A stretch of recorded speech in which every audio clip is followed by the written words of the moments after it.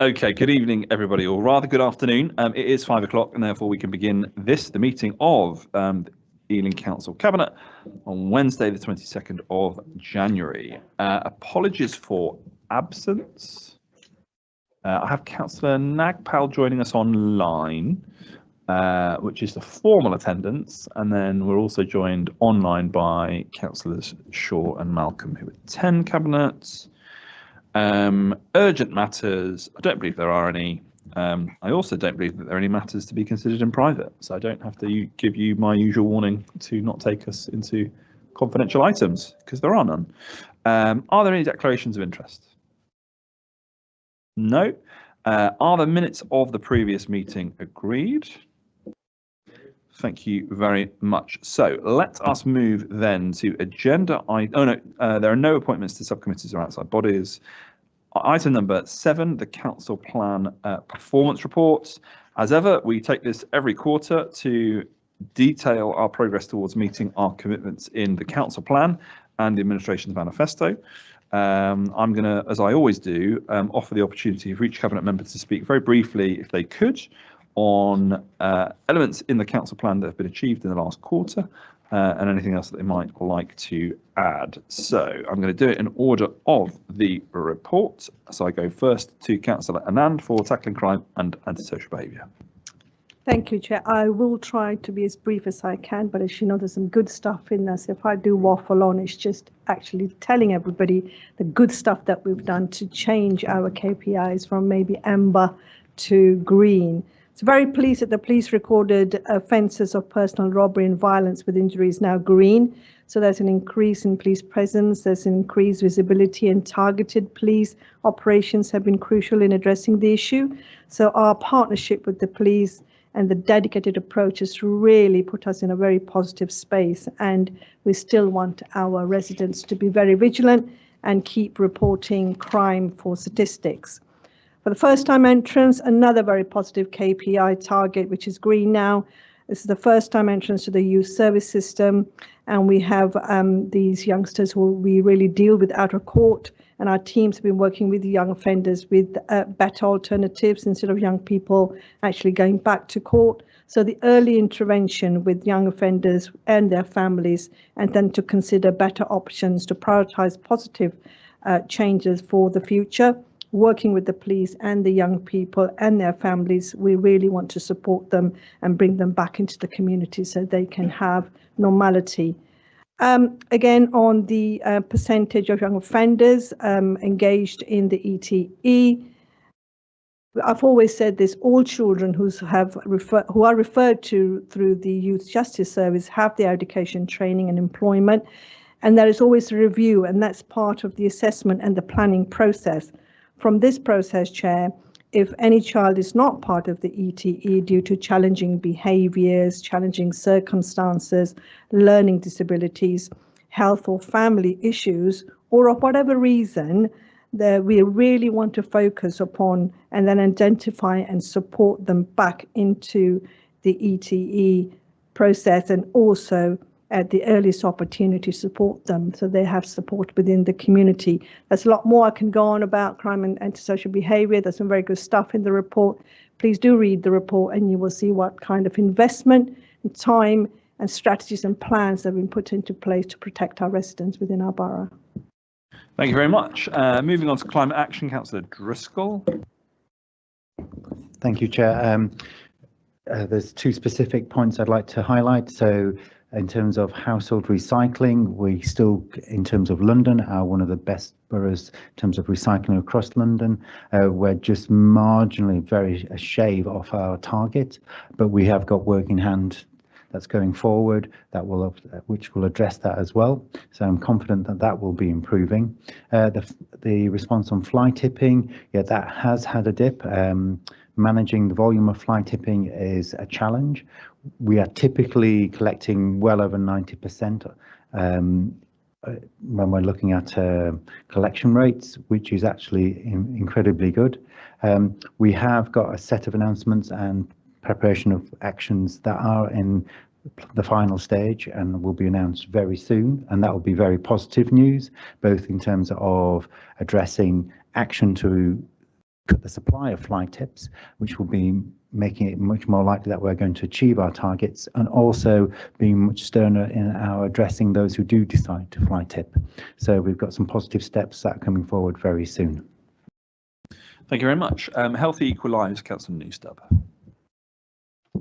Thank you, Chair. I'm particularly proud that we launched the Race Equality Commission Impact Report at the tail end of last year. We're able to celebrate the hard work of the Citizens Tribunal and the contributions they have made there. Really also pleased to see that our reablement work is not only saving us significant amounts of money in future care costs, but more importantly is ensuring that people who leave hospital are given the support they need to return to independent living, meaning that they are far less likely to return to hospital or to have greater care needs in the future. And also looking to our co-production work that we're Sorry, doing. Councillor Newstub. Councillor Malcolm, could you please put your microphone on mute whilst not speaking? Thank you. Go ahead, Councillor Newstub. Thank you. Looking at the co-production work that we're doing, which is really embedding the voice and the experience of people with lived experience into the decisions that we make, and holding us accountable to those that matter most, that really are our service users and residents. Thank you very much, Chair. Thank you, and apologies for that interruption there, Councillor Newstub. Councillor Blacker, a fair start. Thank you, Chair. We are 6 days too early to celebrate, but I want to flag that next week we are reopening the Yak, which has been a fantastic achievement over the last few months and years as we've been waiting for it to get refurbished. It is very almost there, and we'll be there on Tuesday with the young people involved to celebrate. Some other excellent progress in various areas, further 39 SEN places. I remind you, our 4-year target was just 70. We are in fact at 169 so far, and more to come. A few small areas for us to improve. Just when we look at some of those red KPIs, Chair, I would like colleagues to bear in mind some of those numbers reflect very small cohorts. So 1 or 2 young people not in education, employment or training can affect those numbers more significantly than otherwise. But otherwise, we are working as hard as we can to improve those areas. Thank you very much. Decent living incomes, Councillor Nagpal. Thank you, Chair. I'm really pleased that we have created 1,737 jobs as at the end of Q2, taking the total to 7,882. So we're closing in on our target to create 10,000 good and well-paid jobs by 2026. Further work is underway to ensure that jobs are created in our key growth sectors, which are outlined in the Jobs and Skills Strategy, with our focused work on the creative sector, which is already underway, as well as ensuring that we maintain a partnership approach, working with local businesses and educational institutions to co-produce employment services in the borough. We've hit a huge milestone of over 4,000 residents with the toughest barriers to employment. They've been helped back into the workplace. This is double the original target of 2,000, which was set in 2022. We've had help from UK SPF funding to support those that are at risk of homelessness, ex-offenders, and those over the age of 50. On our living wage accreditations, progress has been made. We're now at 71 businesses. we have a fantastic incentives package, the best in London according to the Living Wage Foundation. So we do have another 22 additional businesses that have started the accreditation process or agreed to accredit in principle. There is a slight underperformance on the number of residents completing employability courses, but we're hopeful of improvement with renewed promotion of our courses to ensure that courses are promoted to more residents and to encourage further sign-ups. Thank you. Thank you. Inclusive Economy Councillor Donnelly. Thank you, Chair. I'll pick out a couple of highlights. We've talked for some time about building an approach to technology to support the work of the council and make life easier for residents in dealing with this. So I'm pleased to say that just in the last 10 weeks of Q2, we were running a web chat service for a range of our environmental services, which has proved really, I think, an enormous success. Over 17,000 people activated the web chat, of whom nearly 78% concluded their inquiry successfully. So that represented 13,500 inquiries dealt with that way, and only 1% of the 17,000 who started a transaction ultimately felt the need to escalate it to a phone call.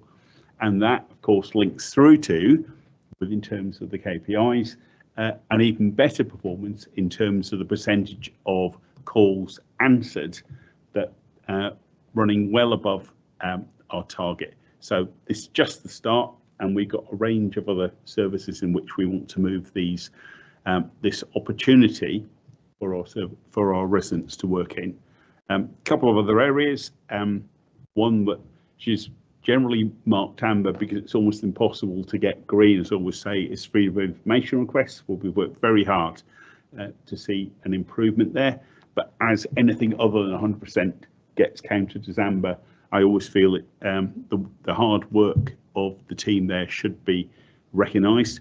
And one which was a representation really of kind of other pressures that the council has been under.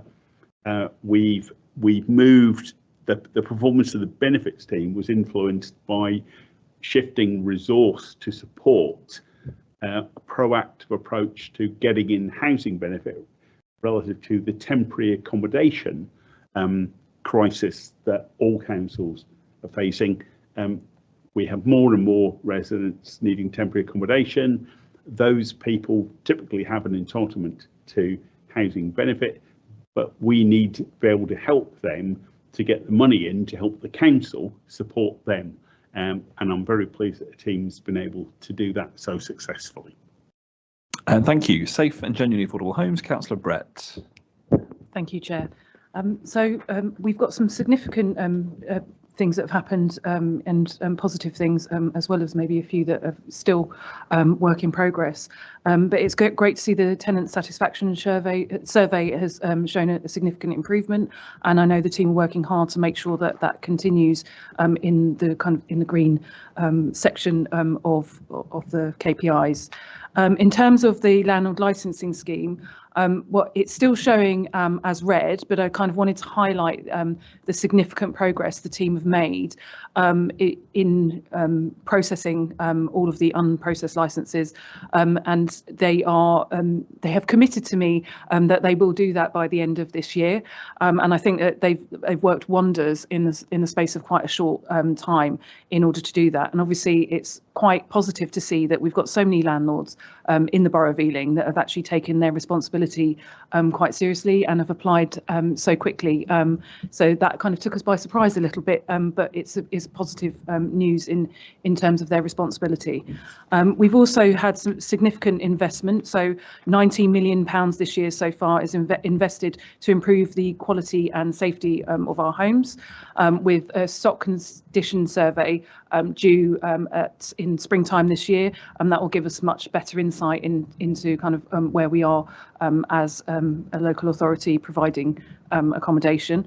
And we've also invested 25 million, has been allocated, sorry, to both 24-25 and 25-26 to focus on repairs and also tackling damp and mould, which obviously is a significant worry for many councils across the country. Thank you. Thank you. Good growth and new housing, Councillor Manro. Thank you, Chair. So, as people would be aware, we've submitted the new draft local plan for examination, as well as the community infrastructure levy for examination. We're hoping to bring it in from April if we get the examination done in time. We've also, as you're aware, the planning service is still operating at a very high level, still platinum status. So it's doing its job very well, and thank you to the officers that do that. Also, the Good for Ealing brand has been promoted. We promoted it at UK Reef and at LREF in September 2024. We also published a brochure for investment for the borough, so we're working on that. We've also got an urban design team now established in our planning service. We're also looking at affordable housing. As you know, the market has been really difficult over the last 2 to 3 years, but we are seeing some signs of emerging applications coming forward for residential housing building, and hopefully there will be some more news in the next couple of cabinets around us purchasing blocks to add to our affordable housing. Our affordable housing figure is behind the target, but we're working as hard as we can to increase the number, and we will be pursuing those purchases very, very vigorously. Thank you. Thank you very much. And Thriving Communities, Councillor Hashani. Thank you. I'm delighted that only last week we received planning application for the Gurnell Leisure Centre, which is a really exciting step and a milestone in this journey. And it had lots of positive coverage in the media. I think there's lots of excitement about this project. The regional park, we continue to make progress, and very shortly we'll be launching a consultation on our wider plans. This is kind of going full circle in speaking to our communities and ensuring that, you know, we are going on that journey together and making sure that their voices are really firmly at the heart of this project. Your Voice, Your Town, again, we've continued to make so much progress. There's been so much activity. In the autumn of 24, our teams went out to over 50 events locally to speak to local people and ask them to vote for their priorities in their 7 towns. That voting closed on the 5th of January and the results have been announced. And over the next couple of weeks, we are hosting, I guess, our main town events across our 7 towns, which is really exciting to narrow down on those priorities and ensure that people are putting forward also projects that may be funded through the Your Voice, Your Town programme. Thank you. Thank you very much. I believe that concludes the introductions from Cabinet members. Now, normally is the case that I would invite the person from the opposition in the room first to ask their question, but as Councillor Gallant might have just missed the deadline, I'm still going to let him ask those questions, but we will go to Councillor Malcolm outside of the room first. Thank you, Chair. Yeah, I've got questions about 2 areas. One is retrofitting. So on page 27, it says you've exceeded the target so far.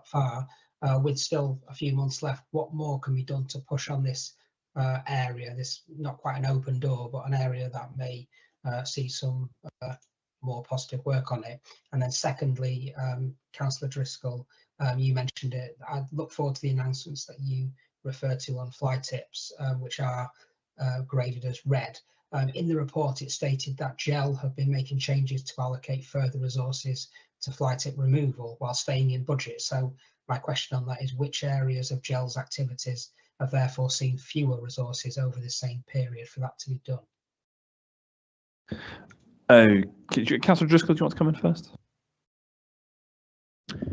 Yes, so I'm just trying to work out that long question there about GEL resources. So yes, so GEL, yes, we are expecting GEL to be efficient, and it is amazingly efficient and performs very well. So we have shifted some resources to change how they do collections and how they're targeting collections and how they're responding to reports.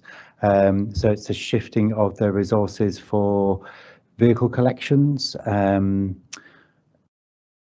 That's how it's worked out. So we haven't taken extra away from street sweeping and things. It's about how we deploy vehicles deployments and collection crews. So that's how that's shifted the resources. And in terms of refurbishments, yeah, so we still have an active program that we're looking for the funding to go to help with our installation and refurbishments and retrofitting.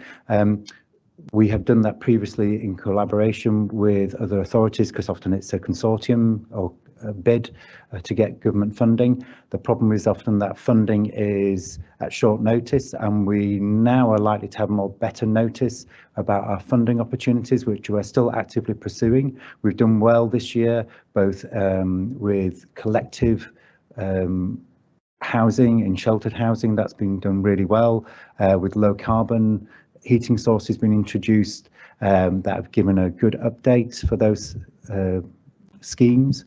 So as well as on individual domestic homes. So we're still actively looking at funding opportunities, which is tough, but often they're done in collaboration with other authorities to perform a consortium. So that makes it sometimes difficult. Thank you very much. Councillor Gallant, your question. That's very kind of you, Chair. And I do apologise for getting in my request a bit late. No worries. Thank you. On climate action, if I may ask, I recall glorious cross-party agreement on the subject of vehicle idling, and there was to be a carefully staged progress from education through to enforcement. But there is nothing on vehicle idling in this Q2 report. So just remember that it is a question and it relates to the performance report. Why is there nothing in that report is the question. Similarly, Cabinet voted £250,000 to scope a new Lido. Why is there nothing about that process in this report?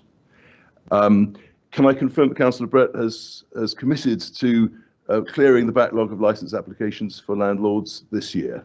I think I've heard that right tonight. And on page 47, there's line 60 in Q2, there were 2,966 households in temporary accommodation, down on Q1. But what is actually being done to reduce that number of households in temporary accommodation? So let's go first to Councillor Driscoll on idling. So, idling is the set of rules that we have to operate within, which are outside of our ambit of control, are nationally set. So it involves a preliminary warning and then an observation period and then an idling enforcement notice, so the charge notice. So actually the rules that are set nationally make it incredibly difficult to do the enforcement notice.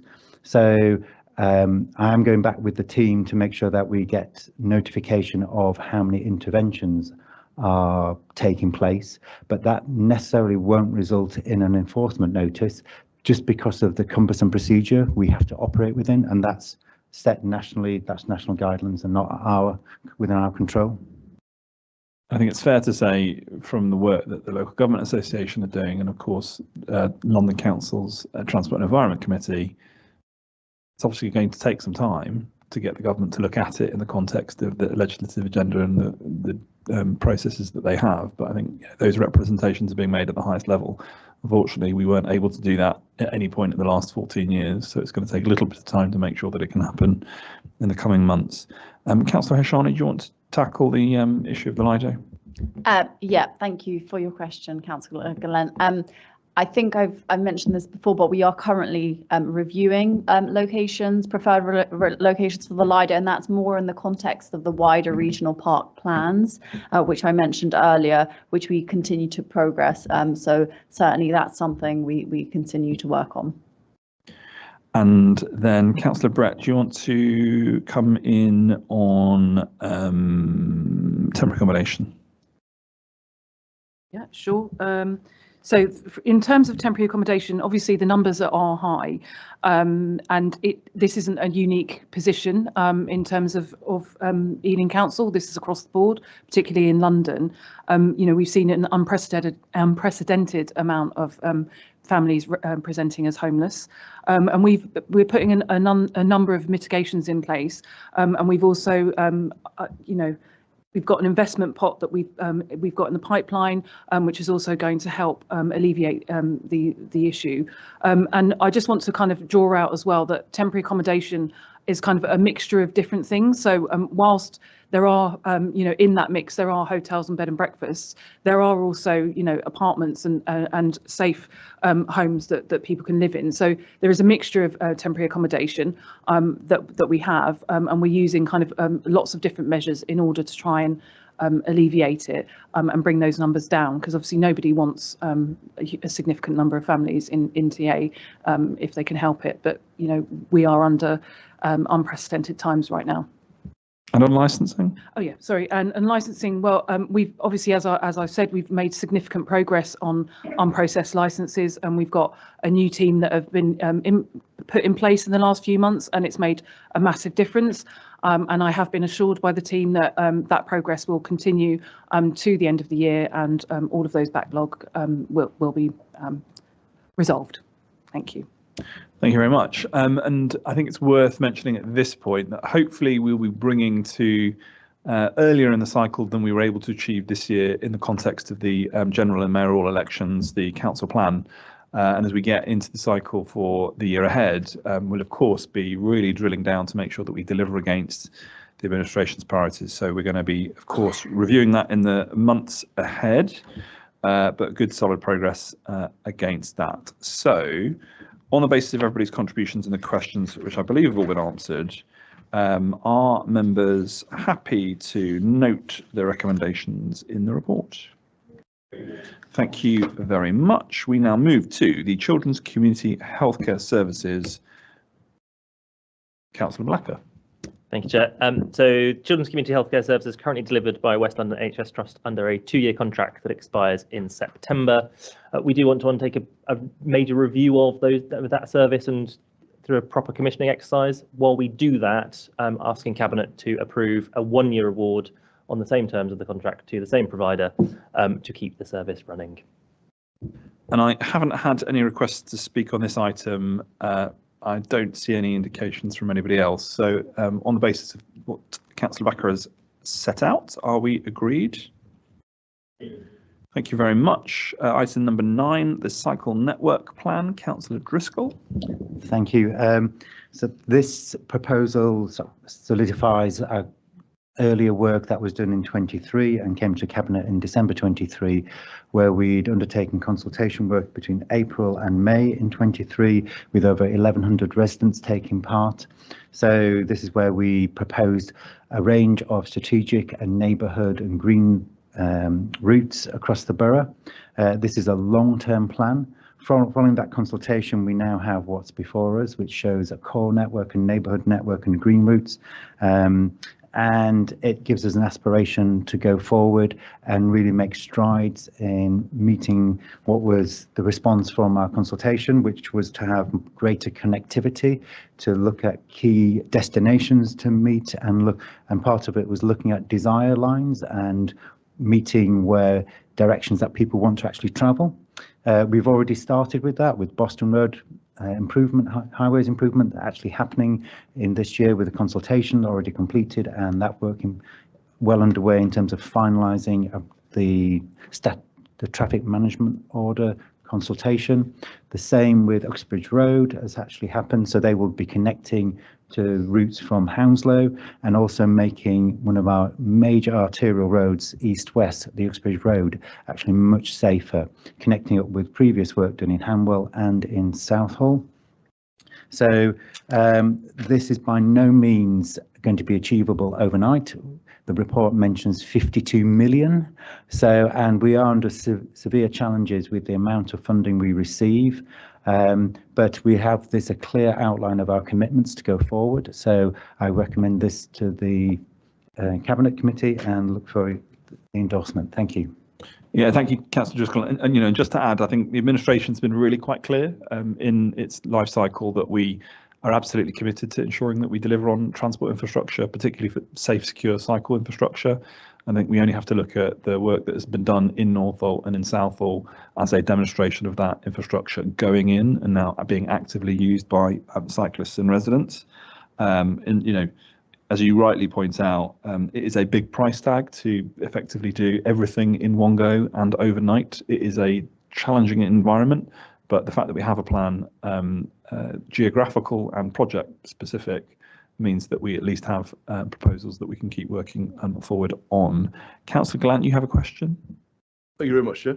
Our plan looks good, and when it comes about, it's going to bring a lot of benefit to Ealing. When do you expect to produce a detailed costing? Will that budget include a solid and achievable plan to maintain the network? How will the network be promoted to cyclists in Ealing and across London? And speaking of connectivity, are you linking it to equivalent projects in other boroughs?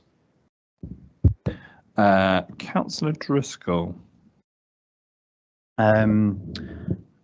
The costings, I mean, we are funded section by section, generally from TfL funds. So we have to put proposals to TfL. They go through modelling proposals in terms of implication on other transport, principally bus networks. So at the moment, the report has general outline costings because this is over a period of time, and I'd love to have a crystal ball and know what's going to happen to inflation and construction costs, but it will be substantial, but it's priced section by section and funded section by section. So the broad brushstroke of costings is what we've got at present. Part of our strategic plan is to look at connectivity. So yes, we will look at connections with neighbouring boroughs and to make sure that we actually have a consistent and coherent network that cyclists and those who would like to cycle can feel safe in. So that's connectivity, and yes, we will actually promote our work and achievements. We did that with in the late summer when we opened up in new cycle routes in Northolt. We did comms and PR for it and did promotion events. We had cycle events in groups going using the new infrastructure, and we do that with others as they come on board.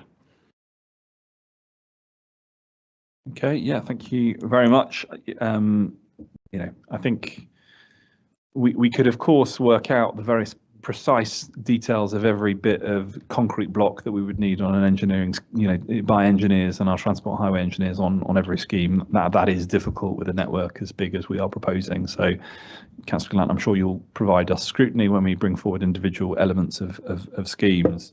You know, we don't really have to look too far into central London to councils that point blank refuse to engage in providing safe transport infrastructure for cyclists. And I can think of a borough not run by my political party, but by yours, not too far away, that we would love to run some cycle superhighways through in order to provide people with safe routes from Ealing into central London. But unfortunately, that still remains slightly obtuse. So I'm sure you could use your good offices to speak to those councils, perhaps to help us out in Kensington and Chelsea. But that's what there is. Conscious of any other questions or points that people might want to make? If no, are we happy to agree the recommendations of the report? Thank you very much. We now move to the report by the Local Government and Social Care Ombudsman with the complaint reference as set out on the agenda. Thank you, Chair.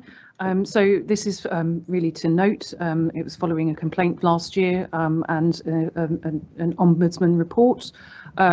We as a council have accepted the Ombudsman's report and their recommendations, and some of those recommendations have already started being implemented, if not already completed. So it's just to basically say that we'd like Cabinet to note this. Thank you. Yeah, thank you very much. And as always with Ombudsman's reports, we do note the situation and the recommendations, of course, which they're taken very seriously. Are Cabinet happy to note the report? Thank you very much. So with that concludes business of the Cabinet meeting. The date of the next meeting is scheduled for Wednesday, the 12th of February. Have a good evening.